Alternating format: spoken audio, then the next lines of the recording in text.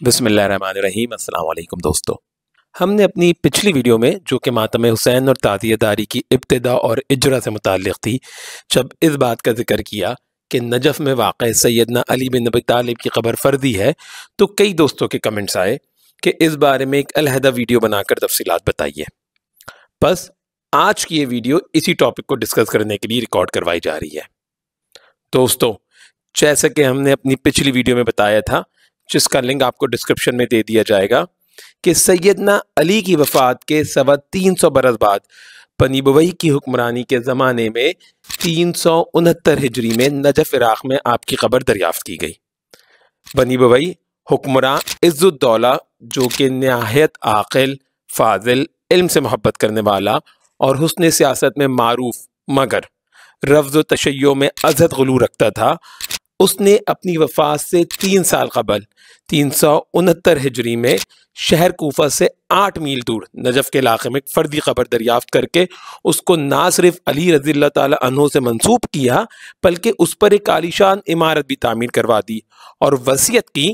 कि उसके मरने के बाद उसको सैयदना अली की इस ख़बर के बराबर में दफन किया जाए। दोस्तों, जबकि हकीकत यह है कि किसी क़दीम मौरिख़ ने अली रज़ियल्लाहु ताला अन्हु की ख़बर का नजफ़ में होना जिक्र नहीं किया।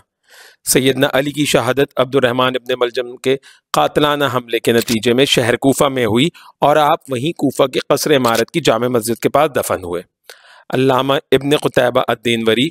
जिनकी वफ़ात 276 हिजरी में हुई थी, उन्होंने अपनी किताब अल-मुआरिफ़ में सैयदना अली की कूफा में शहादत होने और शहादत के बाद सैयदना हसन का आपकी सलातुल मय्यत अदा करने का जिक्र करने के साथ साथ इस बात की भी तस्रीह की है कि वो कूफा में कसर इमारत की जामे मस्जिद के पास दफन हुए।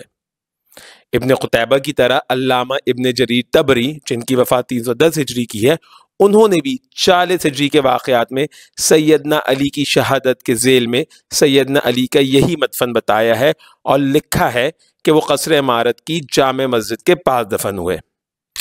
दोस्तों, इसी सबब अल्लामा इब्न कसीर दिमश्की ने अल-बिदाया व निहाया की जिल्सात में इसी राय को राजा यानी प्रीफर्ड करार दिया है कि सैयदना अली का मदफन यानी उनकी ख़बर कूफा में है, और साथ ही नजफ़ में सैयदना अली की ख़बर के होने की नफ़ी करते हुए लिखा है कि नादान रावजियों में से बहुत से जो इस बात के मोतक़िद हैं कि मुशद नजफ़ में सैयदना अली की ख़बर है, तो उनके पास ना कोई दलील है ना कुछ असलियत, बल्कि लोगों का कहना है ये है कि यह क़ब्र बिलाशुबा सैयदना मुग़ीरा बिन शोबा की है। चुनाचा ख़तीब बगदादी ने अपनी सनद से रिवायत की है कि शियाओं को अगर मालूम हो जाए कि नजफ़ की ख़बर जिसकी है वो ताज़ीम करते हैं, तो उस पर उल्टी संगबारी करें, क्योंकि ये ख़बर तो मुग़ीरा बिन शोबा की है। दोस्तों, यहाँ तक कि शिया मौरिख़ मसूदी, जिनकी वफ़ात 346 हिजरी की है और जो कि ख़ुद बनी बुवई के इब्तिदाई ज़माने में मौजूद थे, उन्होंने भी नजफ़ी ख़बर का कोई जिक्र नहीं किया, बल्कि अपनी तालीफ़ मुरूजुज़्ज़हब में सैयदना अली की बाबत मदीने में दफन होना बयान किया है। यही बात अल्लामा इब्न ख़तीब बगदादी ने भी इमाम बुखारी के उस्ताद अबू नुआइम फ़ज़ल बिन दुकैन के हवाले से नकल की है कि सैयदना हसन व हुसैन ने सैयदना अली की मैयत के ताबूत को निकाला और मदीने में क़ब्र फ़ातिमा के पास मुंतक़िल कर दिया। अल्लामा इब्न कसीर दिमश्की ने अल-बिदाया व निहाया के जिल्सात में ख़तीब बगदादी की ये रिवायत नकल करने के साथ ख़तीब के ही हवाले से लिखा है कि वो ये भी कहते हैं कि जब ताबूत ऊँट पर ले जा रहे थे तो वो ऊँट ही गुम हो गया। कबीले तई के लोगों ने यह समझ कर कि उसमें माल है उसे हथिया लिया, लेकिन जब देखा कि संदूक में मैयत रखी है जिसे उन्होंने पहचाना नहीं, तो संदूक को उसके साथ जो उसमें था दफन कर दिया, मगर किसी को भी ये मालूम ना हो सका कि उन्होंने संदूक को कहाँ दफन किया। अलबत्ता अगले सफ़र पर ही अल्लामा इब्न कसीर यह कहकर इस कौल को रद्द कर देते हैं कि उनका यह कौल बिल्कुल गलत है। दोस्तों, इब्न बतूता, जो 730 हिजरी में नजफ़ गया था, उसने भी अपने सफ़रनामे के सफ़ा 109 में इस फ़र्दी ख़बर का जिक्र करते हुए सैयदना अली की जानिब इसकी निस्बत पर शुबह का इज़हार करते हुए यूँ लिखा है कि ये वो ख़बर है जिसके मुताल्लिक़ लोग गुमान करते हैं कि यह अली बिन अबी तालिब की है। अलगर्ज़ नजफ़ इराक़ में मुशद अली के नाम से मशहूर मुशद में जो ख़बर मौजूद है, उसकी निस्बत अली रज़ियल्लाहु ताला अन्हु से नहायत गैर दुरुस्त है। इस मुताल्लिक़ जितनी हिकायतें नकल की जाती हैं वो सब ज़ईफ़ और बहुत बाद में जाकर वज़ा यानी घड़ी गई हैं। दोस्तों, इन रिवायतों का माख़ज़ हमदुल्लाह क़ुज़वैनी की किताब नुज़हतुल क़ुरूब, जो कि 740 हिजरी में तालीफ़ की गई और शिया मौरिख़ और नस्साब अहमद बिन अली बिन हुसैन हुसैनी, जिसकी वफ़ात 828 हिजरी की है, उसकी किताब उम्दतुत तालिब फ़ी अंसाब आले अबी तालिब वगैरह हैं। इन किताबों में गैर दुरुस्त रिवायतों के ज़रिए इस कब्र की दरियाफ्त को अमीरुल मोमिनीन हारून रशीद अब्बासी के ज़माने यानी 175 हिजरी में बताया गया है,